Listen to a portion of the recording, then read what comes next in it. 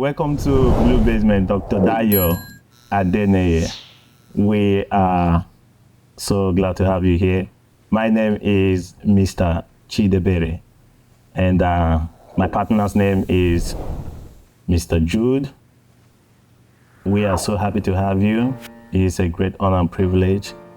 We have been, scheming and planning on how to get an icon like you to grace our, our talk show and educate people on certain things, especially music, because you are an icon. Oh, thank you. You are a phenomenal personality. People don't know, but I believe before the end of this show, people will know a lot about Afrobeat, the origin, the growth, and the expansion of Afrobeat. So they're gonna hear from the source. This is not a matter of hearsay. This is the source. They are gonna hear from the source, and they will be so delighted because Afrobeat is everywhere in the world. Is what everybody's talking about. We have incredible artists who are making us proud, Nigerians, and big shout out to them all. But so much silent credit, and goes to people like you who made this whole thing started. So we are so happy to have you here. Thank you for having me. It's a pleasure for me to be here, and I'm honored to be here. Yes, and please, I would like you to tell people who is Dr. Dio Aden. Well, I'm just a humble Nigerian. What can I say? Just someone who loves life and enjoys contributing my own small quota to nation building and to society. My father always told us from when we were young, you have to contribute something to society. What would you be remembered for? And he always drummed that into our heads. What will you be remembered for? Yeah. No one will remember what kind of car you drove. No one will remember how many houses you had. But what legacy are you going to leave behind? What will your name mean when people say your name? And I've always had that in the back of my head, even through my school years, my university years, that I have to be part of something. I might not be an office job, but wherever my name is mentioned, I will be remembered for something. I dare say, we've tried our own small bit, and that's what my life has been about, finding a way to contribute to society. That's. I'm glad you said that because, so many people a lot of people, especially the youths, they are so much interested in making money. They are so much influenced with material and, financial, demands and expansion. Everybody want to be rich. Nobody cares about what they will be remembered for. Everybody cares about what, people are seeing and how much they're having fun and enjoying themselves, So I'm so glad you said that because people are so much interested in accumulation of wealth. There is nothing wrong with wealth. There's nothing wrong with it. There's nothing wrong with having wealth. There's nothing wrong with having money. Money makes life easier. But all those things will pass with time. Some of the wealthiest people on earth, at a certain point, start giving it away because they realize the essence of having wealth is to better society. Yes. I've forgotten one of these billionaires. He's still alive now. At that time, it was worth about 42 billion. And he decided to give away 40 of it. He has two daughters. He gave one daughter each $1 billion. And he said he's giving away the other 40. And Americans thought he was mad. He said, do you know how much $1 billion is? They will never spend in their whole lifetime. So let the other 40 go to better society and better, because if I leave 42 billion of it, they will probably kill themselves. So it's not about accumulating the money. It's about having that money change society, change the way we live and impacting the lives of others. So in as much as our young ones, want to have money, but the problem I have with it is they want it now. They want it now, whichever way it comes. Yes. If I have to get half naked or do whatever it takes. Yeah, The regular palace they want to blow. Whatever it takes to make money. And some people, I think, in the quest of making this money, they don't sit down to ask themselves, what is it that God blessed me with? They lose themselves. They lose themselves. Yeah. What is the gift that I have? There you go. And what is my purpose in life? Your passion. Yeah. So people are interested in, what am I going to do now to make money just now? So that I can take care of family. So that, because that's part of the pressure, family. I'm telling you. And another one is, the society.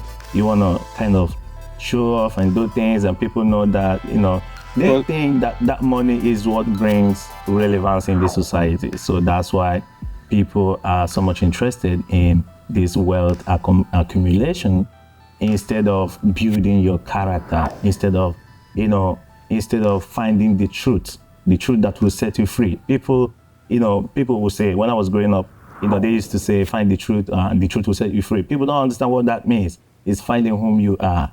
There is something about you. We are all God's children, but individually we are unique. There is something special about each and every one of us. And the earlier you find that, your purpose, and you start working on it, the better. Yes.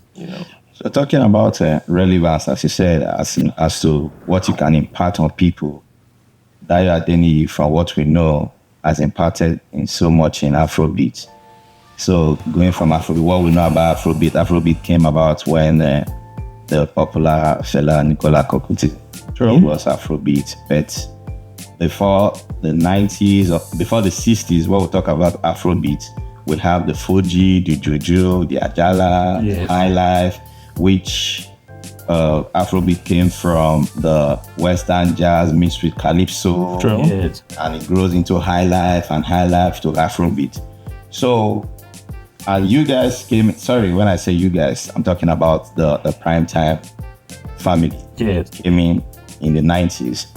So can you give us a progression on how music was before the 90s, where you talk about High Life, Calypso, Fuji, Juju, and coming to Afrobeat? I'm very happy that you mentioned that Afrobeat has a, because our young ones don't. When you say Afrobeat, they think, it's Davido. Yes. When you say Afrobeat, they say, Wizkid or Burna Boy. Yes. No. Yeah, I don't really know what's High Life. Like, sorry to cut you. Like, we from Delta, we have those old musicians like Opa, Johnson Aja, Victor Waifo, Diomis Willie Key, yes, what they call them, Tunde Omonode, and all of them, Yes. Then if you start listening to all those music, they do it with kind of a beat with hitting of bottles. It's and the all same that. 4-part beat that still exists today. Whether you listen to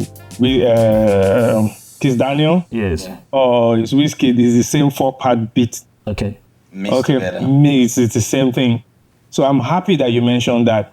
Look, when we talk about, I remember when Burna Boy, and big ups to him when he won the Grammy, and Nigerians went mad as if Burna Boy is the first Nigerian to win a Grammy. No.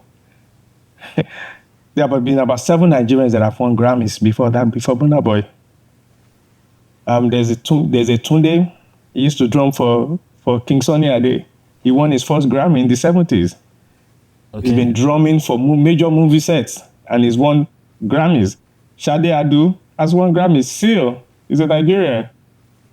So there have been Nigerians that have won Grammys, but because our young ones don't take the time to find out, it's a progression. King Sunny Ade was nominated for Grammy 7 times. Femi Anikulapo Kuti nominated about 6 times. So because these Nigerians have been nominated, it has opened the eyes of the Americans, and they say, okay, there's something cooking in that part of Africa. Yes. For them to be nominated in the first place. Yes. So there's a progression. So I'm happy that you mentioned that Afrobeat didn't just start with Kids, or it didn't just start with Burna Boy. King Sunny Ade have been playing at the Palace, they've been playing in Chicago, they've been playing Haruna Oshola, they've been playing, bringing African music abroad for decades. So Afrobeat didn't just start overnight, and they didn't start Afrobeat. It's just a progression. Like you said, Fela Anikulapo Kuti created his own version of it, blending jazz with Fuji and a bit of, and started his own genre of music.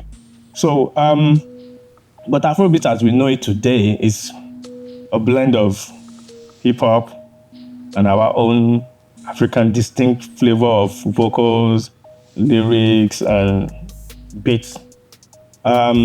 We can't take the credit in as much as we help to propagate it and bring it and expose it to the world.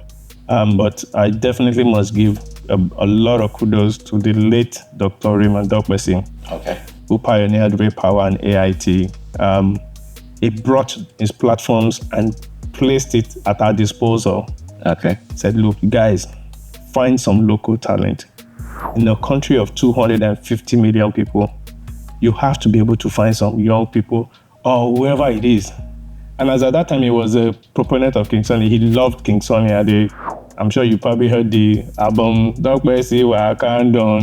King Sunny dedicated the whole album to him because he was always in support of music, sports, anything that has to do with Nigeria or Africa. He always wanted to propagate it.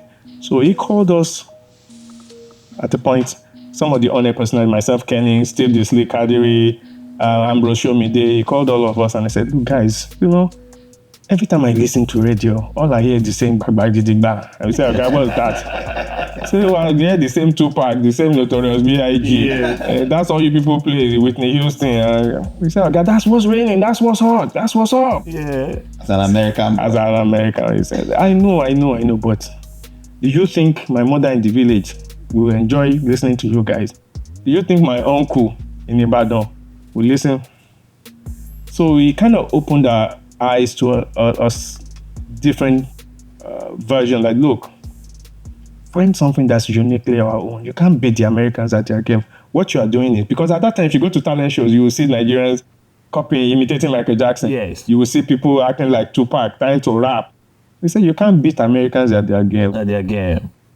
Create our own thing. Find young men that are, and that's how the likes of Daddy Shoki came about.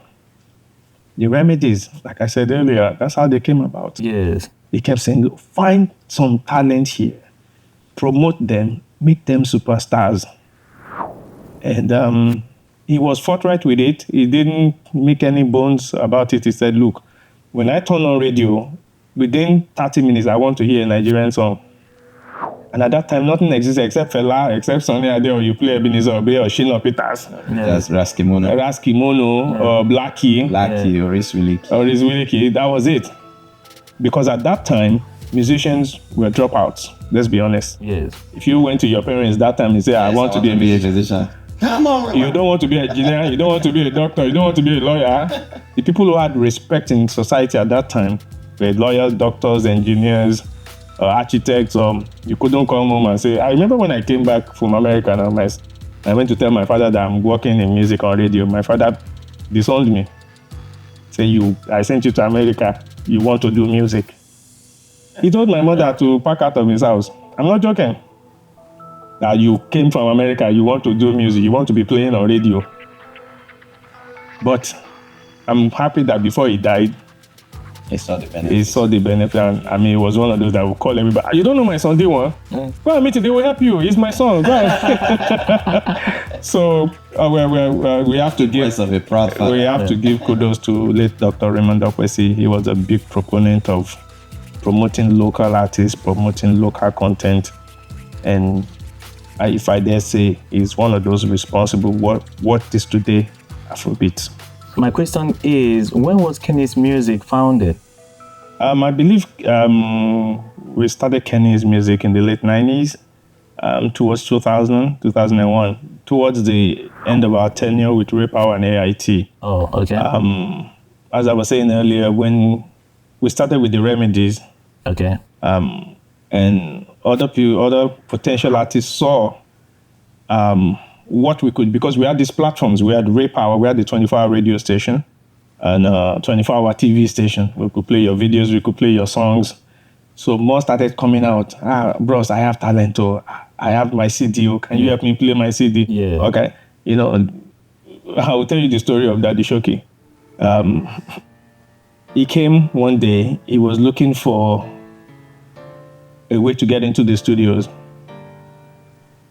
And we didn't know who Daddy Shoki was. He was just hanging outside the gate. Okay. The chairman, Dr. Dokpesi, was driving out. So he stepped in front of the vehicle. And the chairman said, "Who are you?" He said, "Oga, I'm trying to get to Kenya and D1. I want them to help my career." The man got out of his car and brought him to the studio and handed him to us. And said, "Guys, help him, do whatever he wants. If he doesn't have money, I will promote it. If he can't do video, I'll come and ask me for the money." Incredible.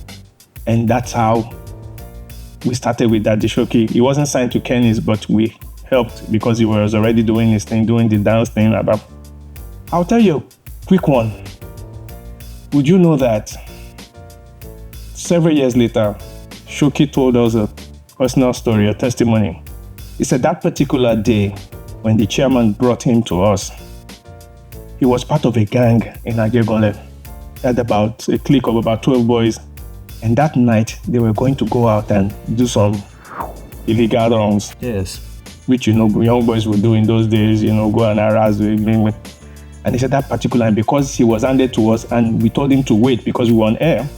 So he waited like 4 hours. So when we finished, we now talked with him. We, pushed him over to some producers and they delayed him even further. So he was unable to meet with those boys. And that particular night, 6 out of 7 of them got killed by the police. So he would have been. So he said that sent him a message that he must face this music and stop. And from then on, he never looked back. So just to tell you the amazing things that when you find your passion, and if you find it at the right time, and you find the right helpers, the right people to link, can propel you. Yes. You can go the other way. Okay. So imagine if the man had not found him that, he had not brought him to us, we had not given him the attention, he had gone back that night to join that gang, he might not be alive today. What we have known is that the Shoki might not have existed. The people that danced for him, the numerous producers that he engaged, the number. So you can see how a life can be changed. Yes. So that's why we must continue to give credit where credit is due. So that's how Kenny started. So artists started coming from left and right. I mean, you would see pastors, Pastor Kingsley K came, Paul played that role. We had gospel artists, it was just, at a point we had over 50 artists on the label. There is this artist that I know, if his name is mentioned, I would think about Kenny's music. And that is Idris Abdulkarim. I'm telling you.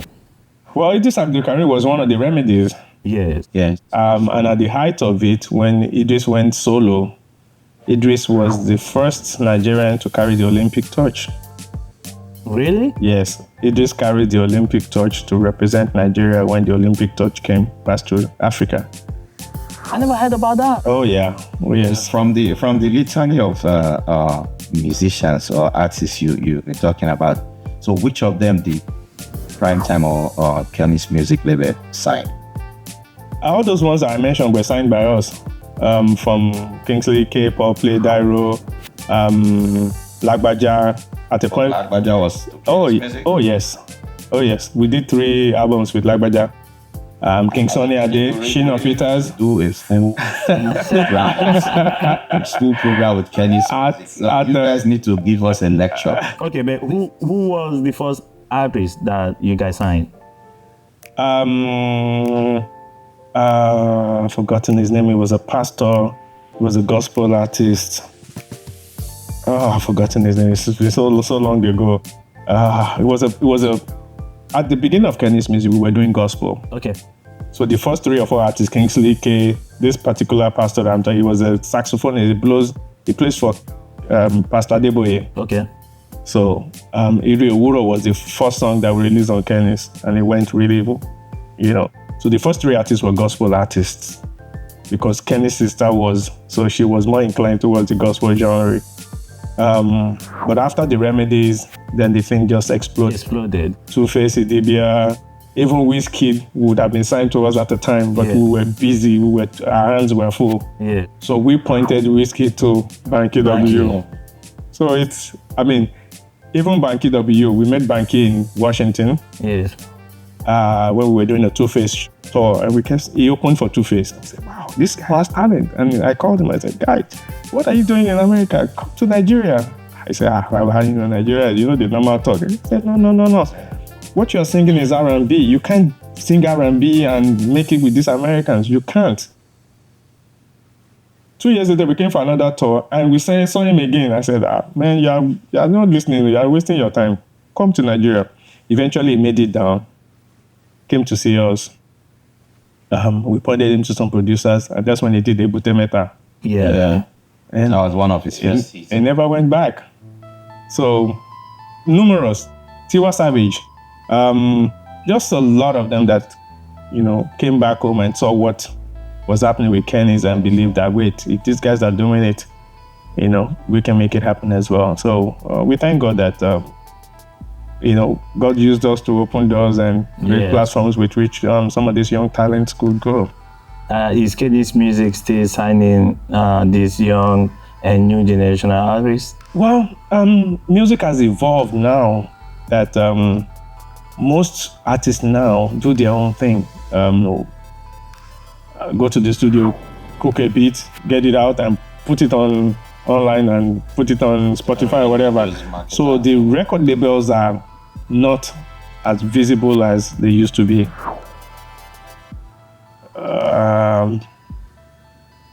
We are not signing. We still have some acts, but what we use. So how many hats do you people still have running?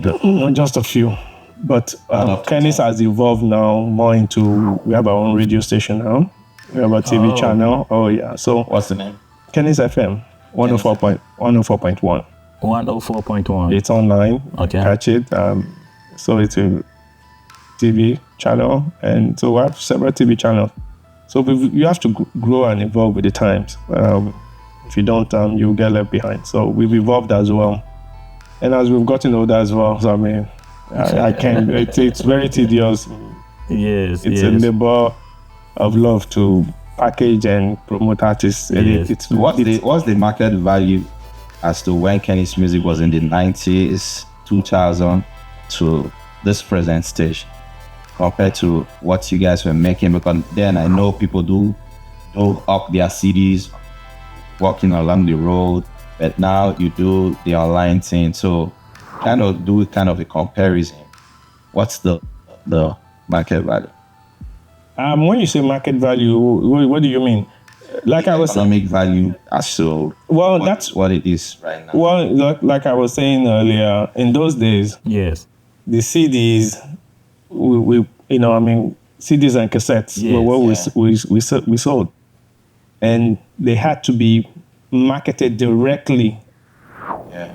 In Nigeria, the Alaba boys did most of the selling. You produce and you give to them, and whatever they remit to you is what's yours.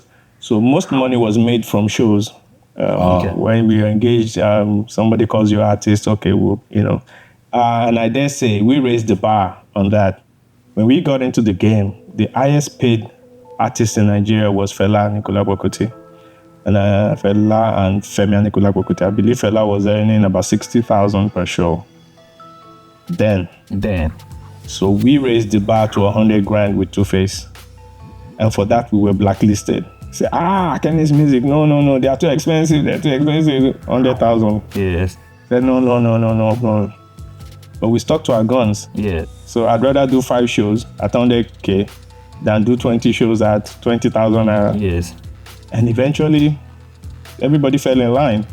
We raised it again to 200, to 300. And today, artists can now charge you 10 million, 20 million for a show. But that's just the progression of things. So things have evolved. But in those days, 100 grand was a lot of money. Yeah, it was a lot of money. It was a lot of money. So the artists lived very well. Two-Face is a prime beneficiary of it, and he enjoyed the enormous success of the hit African Queen, which was also put in a movie here in the US at that time. We went to the Grammys several times with him. which was one of the things we used to do with our artists, bring them to the Grammys so they can see what obtains, so they can raise their craft as well. Look, these are your colleagues. Remember I introduced Two-Face to Rihanna. Kelly Rowland. Okay. You know, and Kelly, they took him under our wing, and so it was a good way to expose them to what obtains outside, so they too can raise the bar and raise their craft. And how were you able to market your product internationally? That was the difficult part. I don't want to say saturated Nigeria because we are not selling to 200 million people. But we always believe you can reach 10%. Yeah. If you are selling your CDs to just 10% of your market, you're good. If you're selling a 100 Naira CD and you can sell to 10 million people at 100 Naira, you're good, you're fine. But having saturated the market, and we just thought, wait a minute. The demand is out there in the US, the demand is out in South Africa and Europe. But at that time, there was no Spotify, there was no Tidal Wave. Yeah. So we had to carry the CDs physically abroad. So I remember one time we went for the Grammys and we had like 5,000 CDs. And we got stopped by customs. They thought maybe we were doing something illegal. Yeah. Like maybe we were doing, what do you call this? People counterfeit. Yeah. No, this is our record label. So why are you bringing? But that's what we had to do in those days. We had to bring them here physically, some share freely, some we would give to some of the record stores and say, look, just keep him. If you sell, rent it to us. And gradually, the music began to spread. You know, I remember sometime in the early 2000s, we were invited by the late Bob Marley's wife, Rita Marley, to Jamaica for his anniversary something. And we went with Two-Face. And we were in some remote sea island somewhere. Yeah. Out in the sea. They took us on a boat trip, just trying to entertain us. Yeah. And the DJ was jamming some beats, and the next thing I heard was Yori Yori. Yori Yori. I was like, wait, Kenny, did you hear? Am I hearing? And I thought, no. And the whole song played. The Racket Boys. Racket, thank you. I'm like, wow, this thing is spreading. Really I'm talking way over on the other side of the Caribbean. Yeah. So I said, wow, this is the way we envisioned it. Yes. This thing is really spreading. So that's how we moved the music at that time. We had to do it physically. Physically, yes. Oh my goodness. So still talking about the value you get as a producer or as a record label. How did you fight the issue of piracy? Oh, you even know that? Because that was our biggest problem. I will give you a story. Those 5,000 CDs that I said we brought to Los Angeles at that time. Yes. We went to a couple of, these African stores, African markets that, they will have some CDs. And we came into this particular store and the CDs were already there. The CDs they bring it from Nigeria. Nigeria were already there. And we said, we hadn't even brought the CDs were in the car. Yeah. So we went to meet with the owner and said, my name is Kenny, my name is we want to bring some. And we looked on the shelf, we already had like 10 or so Kenny's music artists on there. And we looked and we knew they were fake. They were pirated copies because we had our own logo and stamp. Yes. And the guy was saying, no, this is the original. It's the original. I said, it can't be original if it's not coming from us. We produced it. We own the rights to it. And the guy was just arguing there. And at the end, we just started laughing because there was nothing you could tell him, you know. So piracy was a really big deal for us. For every one CD we sold, the pirate sold 10. Wow. And that's the honest to God truth. Yes. For every one CD, they sold 10. And imagine, we invest in the production, we package the artist, we do the videos. To package an artist now, you're looking at maybe 50, 60 M. Yeah, I was saying something to you about that. Because if you pick if I want to produce you now, I take you to 3 or 4 producers, they're charging studio time. I'm going to dress you up. We're going to put you in a limo to make you respectable. Yeah. You start hanging out. And then the videos in those days were about 4 or 5 M. So by the time you do 2, 3 videos, you've already spent 30, 40 million on one artist. And we had 50, remember? Yeah. So it was It was cost intensive.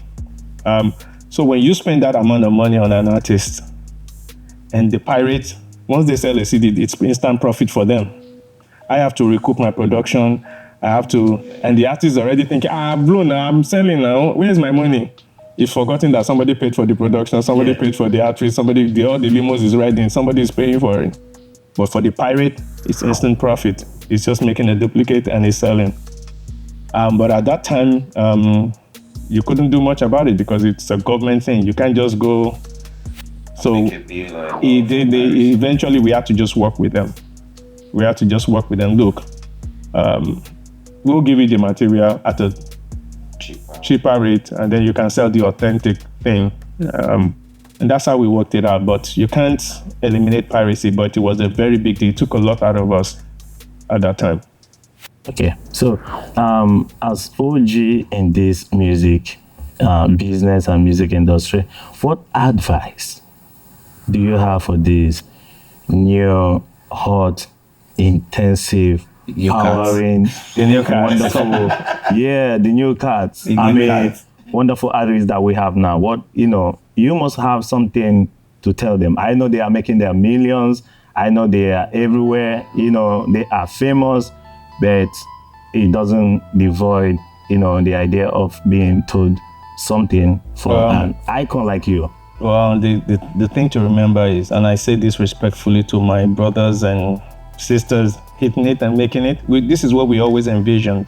We always knew our music would blow. We knew it. Create a product that the world will find you. So when we first, during Kenny's music, our artists say, I want to do collabo, bros. I want to do with Usher. I want to do, calm down. Don't worry. They will come looking for us. Let's get our shit right. Let's get it right. Yes. They said, no, bro, you don't understand. So that's when we started taking them abroad. That look, you can't rap better than Notorious B.I.G. You can't rap better than Jay-Z. Yes. But do your own thing. Give them something that's different. Be authentic. Be authentic. They will come looking for you. Yes. And that's what happened. We were sitting in our office when they called us from Hollywood. I said, there's this music. We heard you guys produced it. We want to put it in our movie. Oh, really? Can you come down to? No, we can't come down. We are too busy. I'm serious. They wanted us to fly down to Los Angeles. I said, no, we are busy. We had that 50 artists at that time. Send whatever contracts. We were seriously busy. We weren't going to fly to any LA to go and see who. Yeah. You want my product? Pay me for it, and I'll tell you my terms. And they agreed with all the terms that we asked for. And that really opened our eyes that, wait a minute, we are on the right path. And look at what happened. What's his name? Beenie Man. Yeah. Called us one day out of the blue. There was a party. Never Give Up. It was the biggest song in Jamaica. Yes. And he called and he said, look, I've been singing this song for the past 2 weeks. I've been calling you guys for the past 2 weeks. I want to do a collabo with your artist. Can you fly down to Nigeria? And at that time, Nigeria didn't have a good rep. So he said, okay, he'll fly down to Ghana. Can we come to Ghana? He'll pay all the expenses. And that's what happened. He came and we did a collabo. He did a new version of Ifune with Two-Face. And that just reinforced our belief that, look, if we do this thing right, The right way. they will find us. Yes. Look at P-Square. Yeah. And everybody else. And today now, they are looking for us for the collabos. We are not hunting anybody for, they're the ones looking for us. Well, my advice to the young ones would be like, look, no matter how good a dancer you are, you will have to leave the dance floor one day. So, nobody reigns forever. Hone your craft, get your bag, invest it properly. It's not about the cars and the bling. Go and look at the picture of Jay-Z 20 years ago. He had the big gold chain, and that was when he was a millionaire. Yeah. Now he's a billionaire. Yes. He's not even wearing anything. Yeah. He doesn't wear any jewelry. When your money is right, you don't need to show it off. Nobody needs to know, but they will know you have money. The people that count, your bankers, will know. Yes. So my advice to them is get your money right. Enjoy your life, but anything that doesn't add up, double your wealth, all the jewelry is not necessary. You don't see Elon Musk wearing bling bling. You don't see, so invest your money, turn it over, have it multiply. leave generational wealth. It's not about how many cars. Nobody cares whether you have 200 pairs of shoes. But what will you be remembered for? That would be my advice for them. Create your own legacy, spend your money right, so that 10 years from now, something happens to you, you're not begging or looking for society to help you out from the hospital or whatever. Invest wisely. Okay. Yeah, there was a time I see that. I don't want to mention names. Some artists were trying to argue about royalties and all that. It was a fight on the internet with all this litany of people you've assisted and all that. Do you guys still get royalties? And just a quick one, with the revolutionaries from 90s to now, why did so much silence from Kenny's music and the primetime family? Well, like I said, I mean, there's a time for everything. We've played our own part. Let's be honest with you. I agree with you totally on that. It's like asking, where is Motown today? Yeah. Motown has done its bit, and in music has moved to another. So Kenny's has done its bit. So we don't need to keep making we have a catalog of productions. We still have our catalog, which is still earning royalties for us. Yeah. Right, you know. Like I said, we've also involved. Kenny's is on to radio now and TV and other aspects. But our catalog of music is still there. People still call. They want to put a certain song on a movie, or they want to do a remake of a song or whatever. It's still there. People still call our artists for shows. This is still in demand. So it's two-faced. But you have to understand, like I said earlier, you can't be on the stage forever. You have to do your bit, contribute, and step aside and let the next generation, handle. But Kennis is still very much alive and still earning its royalties from its works. Primetime is doing the same thing. They still have some of our creations, our programs that are on YouTube, still earning us money. But when you work at the right time and do your proper investment, these works will continue to generate for you. Yeah. Okay. It's a wonderful, wonderful insight. Thank you. That we have gotten from you about some of the things I don't even know. That's why I said we need a whole textbook. Yeah, I mean, and that textbook must be read by I'm you. so surprised and so happy, hearing some of the stuff that I don't even know. And coming from somebody like you, this is, like I said, the source. This is not hearsay. This is not somebody said. This is someone who participated and someone who worked so hard to make sure that the Afrobeat took another level and got to another level. So it was. We are so happy to have you here, and to be honest, you have to get ready because we'll call you again. We need your wisdom, we need your knowledge, and we need your understanding about this, about this music industry. And we cannot thank you enough for, Thank you for making our time to come to our show to talk to us. Thank you. Anytime. Yes. It's my pleasure. Thank you for having me. Thank you. Thank you. Thank you.